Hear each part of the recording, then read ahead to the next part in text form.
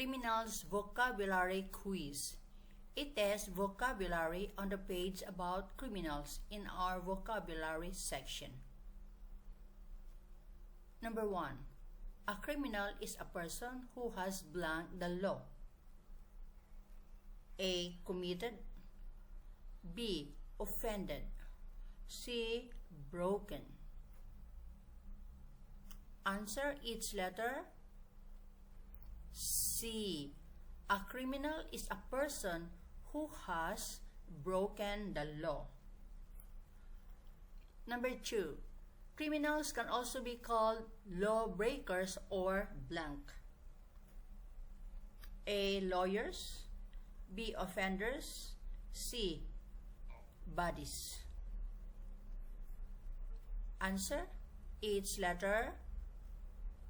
B. Criminals can also be called lawbreakers or offenders. Number 3. What can we call someone who steals? A. A thief. B. A theft.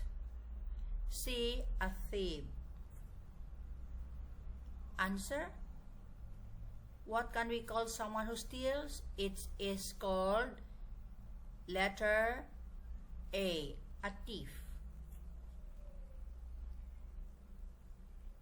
Number 4. Tommy can bump into someone and take their wallet without their knowing. What is he? A. A burglar. B. A pickpocket. C. A mugger. Answer each letter. B. A pickpocket. Number 5. Betsy had no money to buy food for her kids, so she took it from a supermarket without paying. What was her crime? A. Kidnapping. B. Being poor. C. Shoplifting. Answer each letter. C. Shoplifting. Number 6. What do we call someone who sells illegal drugs? A. A drug dealer. B. A drug user.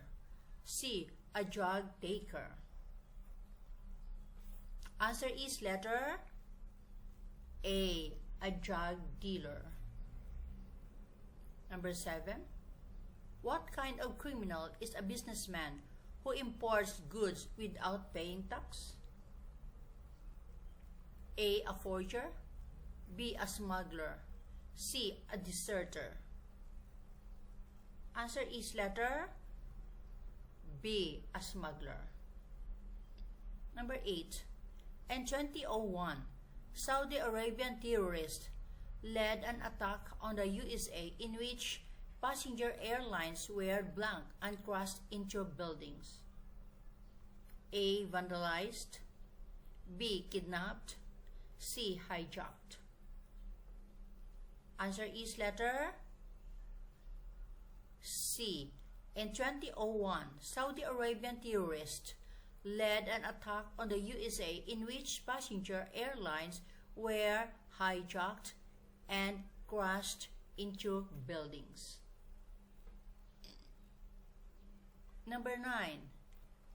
Jack breaks into rich people's homes and steals money and jewelry.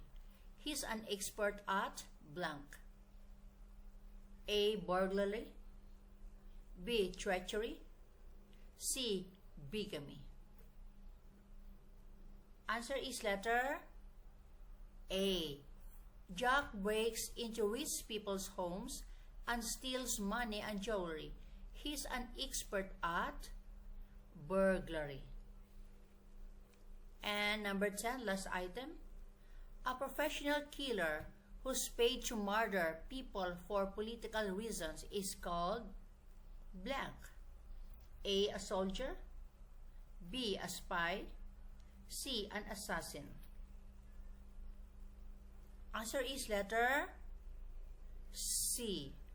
A professional killer who's paid to murder people for political reasons is called an assassin. So this video ends here about criminals vocabulary quiz.